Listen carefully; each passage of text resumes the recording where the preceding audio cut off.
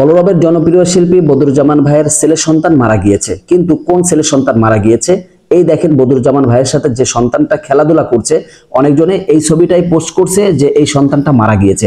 কারণ এটা কতটুকু যুক্তিযুক্ত বা কতটুকু সত্য এই বিষয়টা আজকের ভিডিওতে ক্লিয়ার করব, তাই রিকোয়েস্ট করছি না টেনে সম্পূর্ণ ভিডিওটি কন্টিনিউ করলে আপনি বুঝতে পারবেন যে আসলে বদরুজ্জামান ভাইয়ের কয় ছেলে সন্তান এবং কোন ছেলেটা মারা গিয়েছে।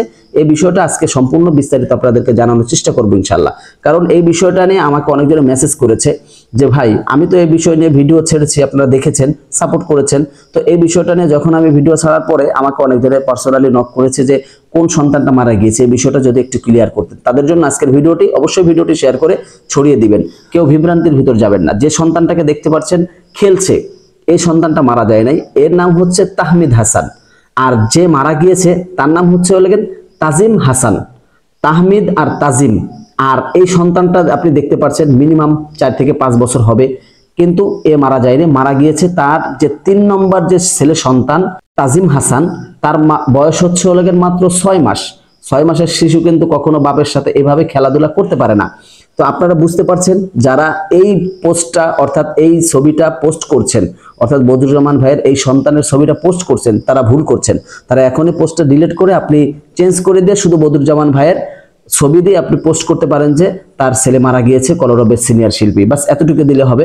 কিন্তু যে মারা গিয়েছে তার নাম হচ্ছে, আবার বলছি, তাজিম হাসান। তার বয়স হচ্ছে 6 মাস, সে এখনো কোলে, এখনো হাঁটতে পারে না।